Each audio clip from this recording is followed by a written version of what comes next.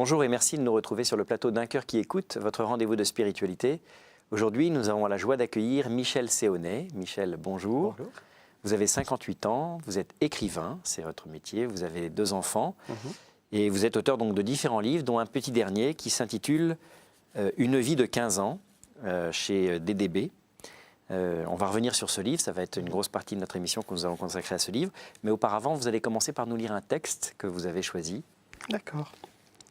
J'ai apporté Résistance et soumission, qui sont les lettres de prison de Dietrich Bonhoeffer, qui est quelqu'un qui m'accompagne beaucoup. Donc Dietrich Bonhoeffer, qui est un pasteur allemand, un résistant, qui a été exécuté par les nazis. Et c'est une phrase qui m'a beaucoup accompagné, et qui est la suivante. Ce n'est qu'en aimant la vie et la terre assez pour que tout semble fini lorsqu'elles sont perdues, qu'on a le droit de croire à la résurrection des morts et à un monde nouveau. Voilà. C'est court, mais...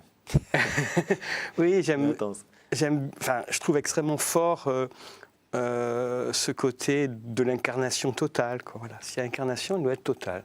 Et pas se dire que la vérité est ailleurs et plus loin, elle est là. Voilà. Et c'est avec ça qu'il faut faire chemin. C'est pas toujours facile, mais c'est... Voilà. Et ça, il écrit, Bonhoeffer, il est en prison à Berlin. Berlin est bombardé, donc il peut mourir d'un moment à l'autre, dans des conditions tragiques. Dire que ce qui compte d'abord, c'est la vie. Hein, et le bonheur, les joies, les richesses et les combats qu'il y a à mener dans cette vie ici. Alors on va revenir sur cet aspect-là justement, Oui. parce que c'est très prégnant dans le livre que vous avez écrit. Juste auparavant, Dietrich Bonhoeffer, il vous accompagne, mais vous avez aussi consacré un livre... Oui, j'ai écrit un livre sur Bonhoeffer aux éditions Gallimard qui s'appelle « Sans autre guide ni lumière ». Voilà. Qui est une phrase de Saint Jean de la Croix et qui est un peu un paradoxe pour un pasteur protestant d'utiliser Jean de la Croix, mais bon, ça, voilà. Très bien. Alors, Une vie de 15 ans, donc votre dernier livre, nous raconte la vie, ou plutôt les derniers instants, les dernières années d'Ambroise Ficheux, un jeune garçon ordinaire, hein, qui vivait donc en Essonne, comme vous, à Boussy-Saint-Antoine, et qui est mort à 15 ans, emporté par un cancer. C'est une histoire vraie, c'est une histoire très contemporaine puisque Ambroise est mort en 2009, si je ne m'abuse, en octobre 2009. Vous ne l'avez jamais connu de son vivant et pourtant vous lui consacrez un livre. Comment est-ce que vous avez été amené à écrire ce livre ?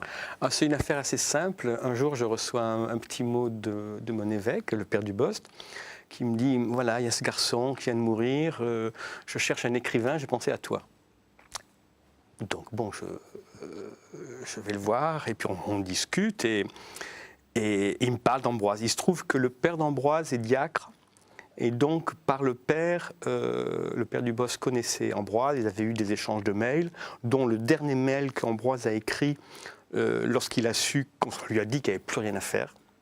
Quasiment le soir même, il a envoyé un mail au père du Boss, qui est un texte magnifique. Et il m'a dit, voilà, essaie de voir ce que tu peux faire. Alors, ce qui était compliqué pour moi à cette époque-là, c'est que j'étais en train de me débattre sur un texte où il était question de ma femme qui était morte 2 ans plus tôt.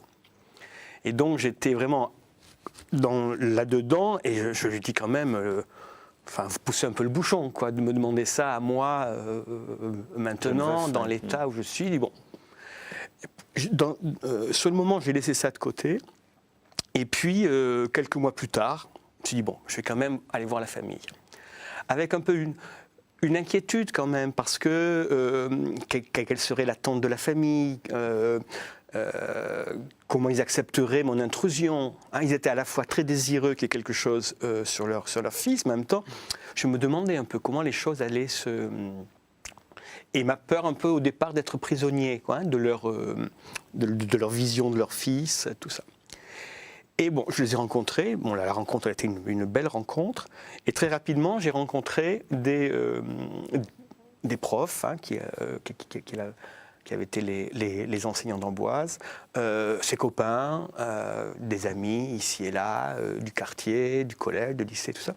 Et à partir de là, je le raconte justement dans le livre, il y a eu un moment, il y a eu 2 déclics.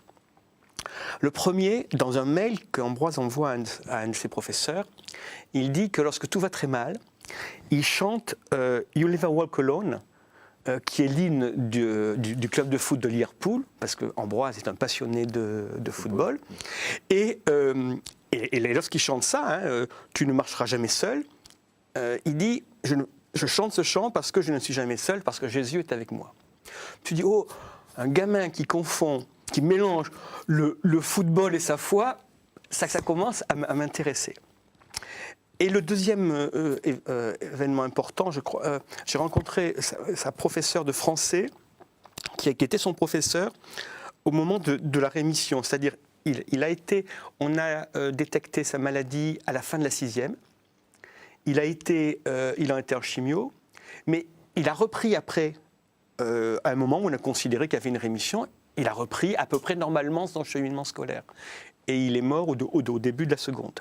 Donc c'était cette prof qu'il avait donc, en 5e, et il était au lycée Saint-Charles à Athis-Mons, et qui raconte comment un vendredi, en plein milieu du cours, Ambroise lève la main. « Madame, s'il vous plaît ».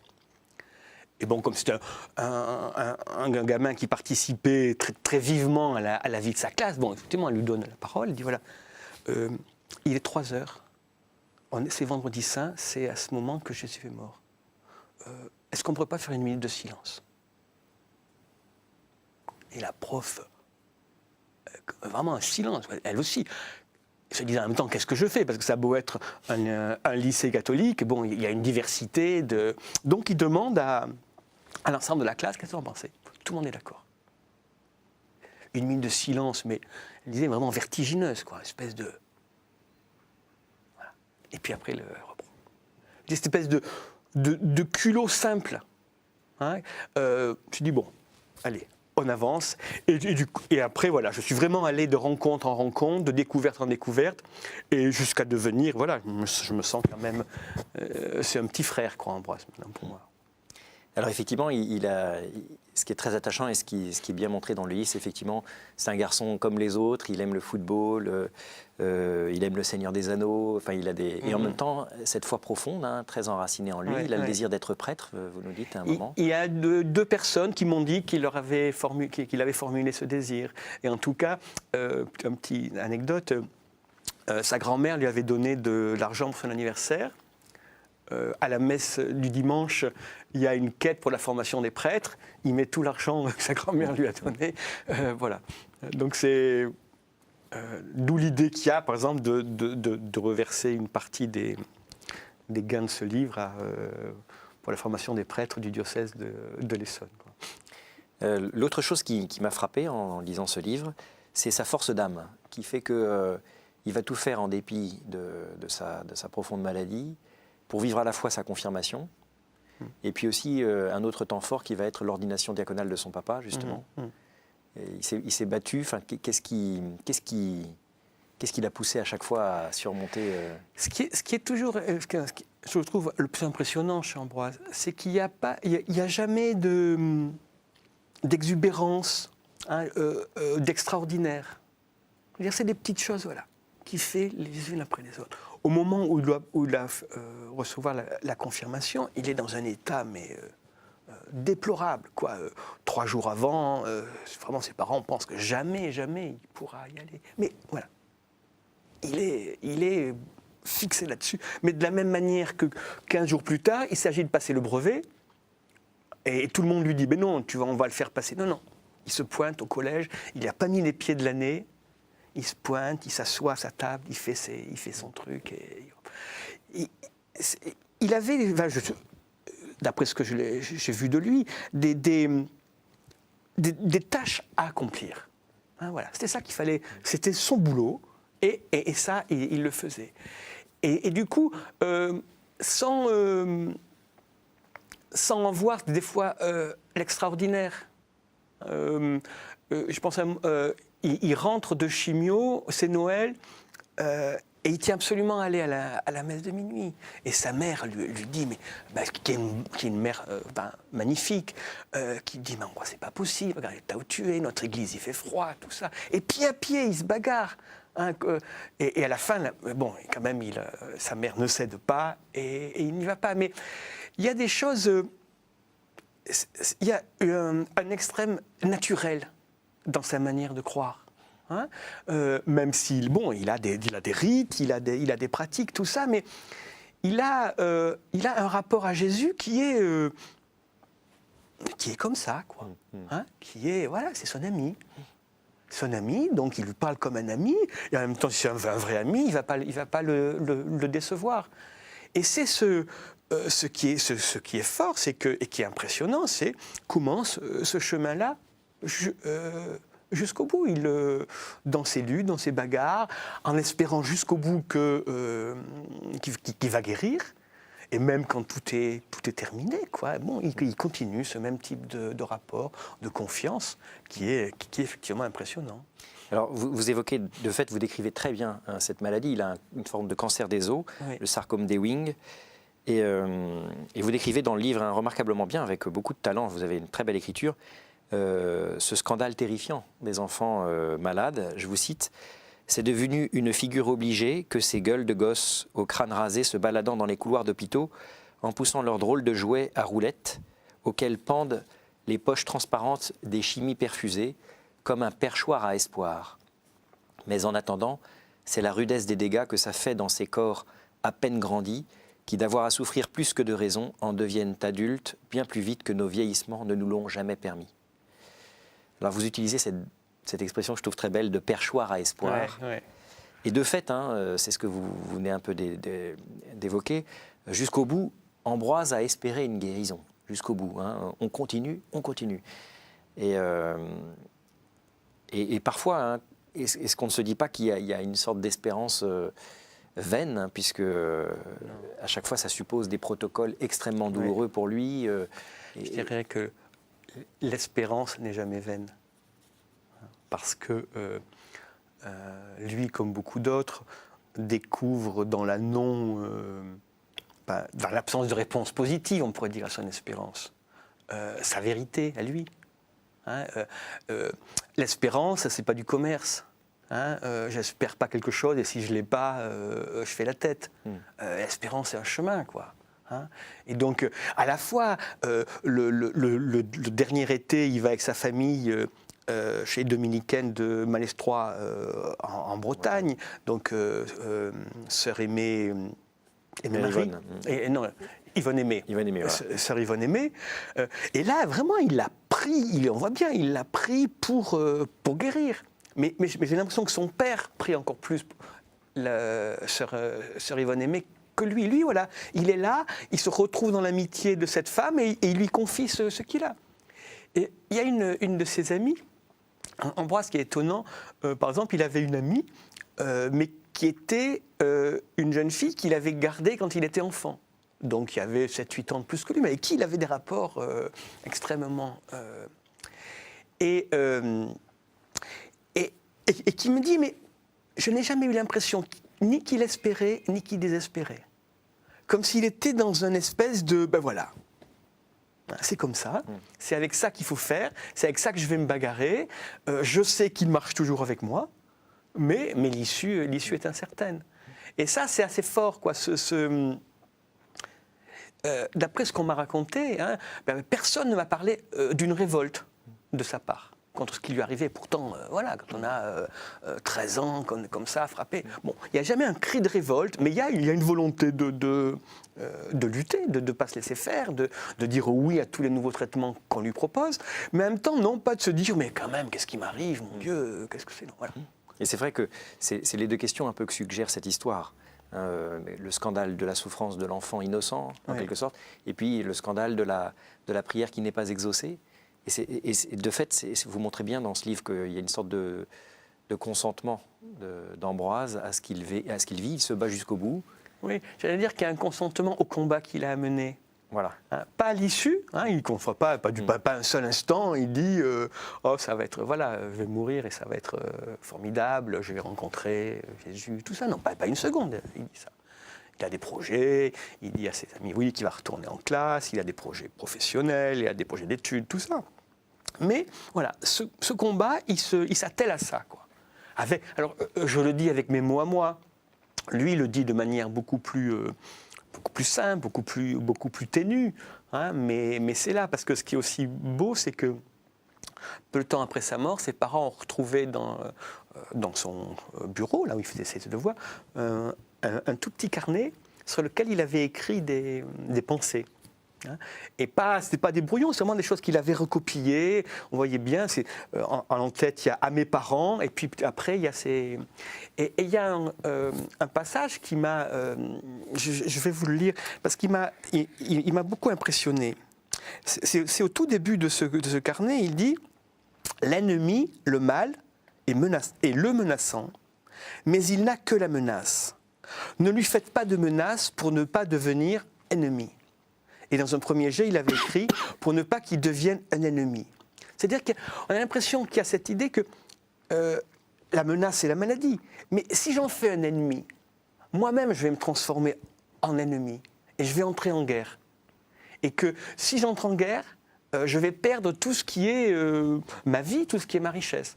Je ne veux pas être que celui qui est en guerre, que celui qui est... C'est pas de la complaisance par rapport à la maladie, mais c'est de se dire, si j'en fais... je ne veux pas rentrer en haine, même par rapport à cette maladie. Et donc, une espèce de... C'est ainsi. Hein, c'est ainsi. On rentre dans le combat, mais pas dans la violence d'une détestation, d'une colère, d'une haine.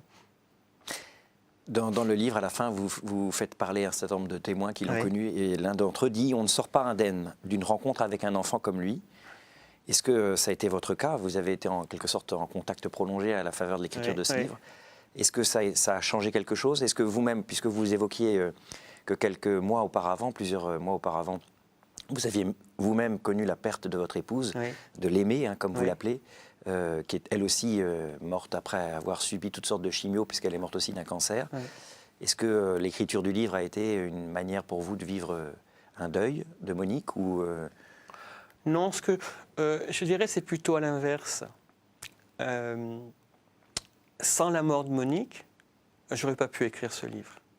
Parce que je me serais... c'est quelque chose de trop sérieux, la mort, hein, pour s'en approcher avec des mots comme ça.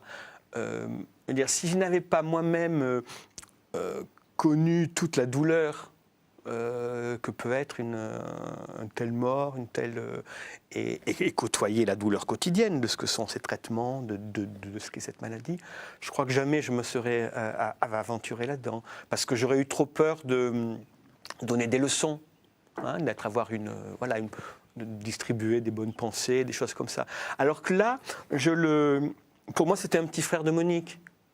Hein, et donc, ça me rapprochait de lui, mais ça me rapprochait de lui, pas comme une espèce d'être extérieur, quoi, mais vraiment, voilà, on allait faire un bout de chemin avec lui. Et donc, voilà, maintenant, il fait... je dis pas que ça m'a ouvert particulièrement des choses, mais...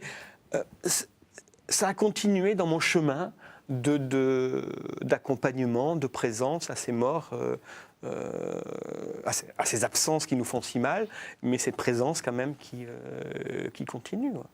Comment ont réagi les parents d'Ambroise à la parution du livre? Ils ont d'abord, une fois que j'ai eu terminé le manuscrit, je leur ai donné à lire. En disant voilà, après vous le lisez et on fait vraiment une séance de travail ensemble. Hein, parce qu'il ne s'agit pas qu'il y ait dedans des choses qui vous gênent, ou vous dites mais de quoi il se mêle, ou de... Bon, voilà. Donc, et alors, une petite anecdote, mais je leur envoie et pas de réponse, simplement, bon ben voilà, tu peux venir à la maison tel jour, telle heure. Et j'avoue que j'étais extrêmement inquiet, quoi. Je dis mais qu'est-ce qu'il y a qui ne va pas dans... Et en fait, pour eux, c'était tellement acquis que simplement, ils avaient tous les deux une page entière de notes, page, temps, voilà, c'était tel mot, tel truc, tel... Et du coup, ça a été quelque chose de merveilleux, enfin de fort, extrêmement fort dans notre manière de partager tout ça. Et aujourd'hui, ils sont vraiment emparés de ce livre. Là, ils organisent à la mi-mai dans leur paroisse une rencontre à laquelle je vais participer avec tous les gens qui ont connu Ambroise. Voilà, ils sont vraiment moteurs de ce livre. Voilà, je crois que c'est une bonne chose pour eux, pour nous, pour moi, parce que pour moi c'est un cadeau, un livre comme ça. Je veux dire, il y a des livres pour lesquels je me bagarre, je porte ça pendant des mois, des années, tout ça. Et là, on m'a confié Ambroise, j'ai écrit. Ça faisait pas une semaine que j'avais envoyé le manuscrit à DDB que m'appelait en disant mais formidable, on publie. Voilà, donc simple. Tout s'est fait dans la simplicité et dans le... Je crois que le père d'Ambroise est peintre, c'est ça, et voilà. Il vous a proposé de... Alors, c'est le beau cadeau que m'a fait donc Alain, mais très récemment, hein, il m'a dit, écoute, voilà, tu as écrit un livre sur mon fils, je voudrais faire un tableau sur ta femme. Ouais, c'est merveilleux. Voilà. C'est vraiment, là on voit à la fois un échange en vérité profonde d'artistes et de foi, quoi. Hein, je ne peux qu'être heureux de tout ça. Alors, on va revenir maintenant sur votre parcours rapidement, oui. Puisque on avait d'abord la fin de l'émission. Vous êtes né dans une famille catholique. Aujourd'hui, vous êtes un catholique engagé, oui. convaincu. Mais ça n'a pas toujours été le cas, je crois, dans votre vie. Que je sois un catholique engagé et convaincu? Non, je dis habituellement que j'ai déserté Dieu devant le corps de ma grand-mère morte. Et qui était une grand-mère que j'adorais, hein, donc j'avais... 19-20 ans, quoi. Alors que jusque-là, j'avais été très impliqué, scoutisme, thésée, enfin bon, voilà, tout le... que même si j'étais engagé politiquement à l'extrême gauche, les deux, à l'époque, se menaient de front sans aucun problème. Et là, tout d'un coup, pof, voilà, comme si quelque chose me tombait des bras, quoi. Hein, c'est plus possible, elle est là, toute là, il n'y a plus rien d'autre, il n'y a plus que ça. Et j'ai vraiment le sentiment que Dieu, je l'ai retrouvé, je l'avais perdu dans le corps mort de ma grand-mère, et je l'ai retrouvé dans le corps vivant de Monique. Donc quand on s'est connus, elle avait une pratique un peu distendue, elle était très impliquée dans l'action catholique, parce qu'elle avait été permanente JICF quelques années plus tôt, donc elle continuait dans des équipes d'ACI, tout ça, et que voilà... dans l'amour qu'on se donnait l'un à l'autre, dans la venue de nos enfants. Un jour décisif, c'est notre fille, je crois que c'est au moment de la mort de Monseigneur Romero, au Salvador. Donc elle avait vu cette photo, on lui explique ça, voilà, mais alors il est mort, oui, il y en a qui croient que... Alors on s'explique qu'il y en a qui croient qu'après, tout ça. Et vous croyez quoi? Et devant la question de ma fille, il fallait bien répondre. Qu'est-ce que vous croyez ou qu'est-ce que vous ne croyez pas? Donc, le chemin s'est fait. Et effectivement, moi, un petit défaut, c'est que quand je fais quelque chose, je ne peux pas rester au bord en spectateur. Donc, voilà, je me suis pas mal impliqué dans la vie de l'église locale et de l'église du diocèse. Et aujourd'hui, je crois que vous travaillez beaucoup sur les relations... avec l'islam? Oui, j'ai été pendant pas mal d'années, c'est comme ça que j'ai pas mal travaillé avec le Père Dubost au service des relations avec l'islam du diocèse de l'Essonne, et je suis président d'une association islamo-chrétienne qui est sur le département. D'accord. Vous aviez d'ailleurs écrit un livre que j'ai ici, qui s'appelle La Tour Sarrazine, un roman, oui. Et qui est presque prophétique de ce qui est arrivé au moine de Tibérine. Il a été publié avant les événements. Il a été publié au moment de l'enlèvement des moines. Hein, c'est-à-dire que le personnage central de ce livre, les deux sont deux moines, et en plein milieu du livre, les moines de Tibérine sont enlevés. Et j'ai vraiment à ce moment-là le sentiment que ce sont mes moines, les moines de mon livre, qui sont... et donc voilà, je vais vivre les jours, les semaines de leur disparition jusqu'à la découverte de leur tête. Voilà, dans des conditions particulières. Bien sûr, bien entendu. On va devoir terminer cette émission. J'ai encore 3 questions classiques que je vous pose. Quel conseil donneriez-vous à quelqu'un qui vous dirait « J'ai envie de devenir chrétien, par quoi dois-je commencer ?» Alors je dirais 2 choses. J'ai un fils d'adoption. qui est né en Guinée-Bissau, qui est dans une famille où la moitié sont musulmans, la moitié sont chrétiens. Et il dit, moi, je veux devenir chrétien. Et première chose que j'ai faite, j'ai acheté un petit évangile de Marc et je lui ai donné. Lis ça. Voilà. Donc, je dirais deux choses. Je dirais d'abord, lis ça. Et la deuxième, va laver les pieds de ton frère. Hein, puisque finalement, c'est les deux premières choses qui nous sont offertes pour rencontrer Jésus, la parole et le frère, le prochain qui est dans le besoin, quoi. Quel est votre héros, votre saint, la personne que vous trouvez admirable? Alors, j'ai déjà lu un texte de lui au début. Pour moi, sans vraiment Dietrich Bonhoeffer, c'est un de mes grands saints. Voilà, il aimerait sans doute pas, puisqu'il est un pasteur protestant, mais c'est un de mes grands saints. C'est un homme à tout point remarquable, c'est-à-dire que remarquable dans l'engagement dans l'Église et dans le monde. C'est quand même un homme qui, en 1933, dit, voilà, celui qui ne crie pas avec les Juifs ne peut plus chanter le grégorien. Et qui c'est pas seulement un discours qui tient, c'est-à-dire il va s'engager, il va participer à des complots contre Hitler, et quelqu'un aussi pour qui prend extrêmement au sérieux, tu ne tueras pas. Donc il dit, si je veux tuer le dictateur, Hitler, je prends le risque de ma damnation, mais ça vaut le coup. Au jour du jugement, qu'aimeriez-vous que Dieu vous dise? Bonjour. Bien. Merci beaucoup Michel. Je rappelle que vous êtes écrivain, oui, et que votre dernier livre donc, s'intitule Une vie de 15 ans chez DDB et qui raconte les dernières années de la vie d'Ambroise, mort en 2009 à l'âge de 15 ans, emporté par un cancer. Merci encore d'avoir accepté notre invitation et quant à nous, nous nous retrouvons la semaine prochaine pour une nouvelle émission.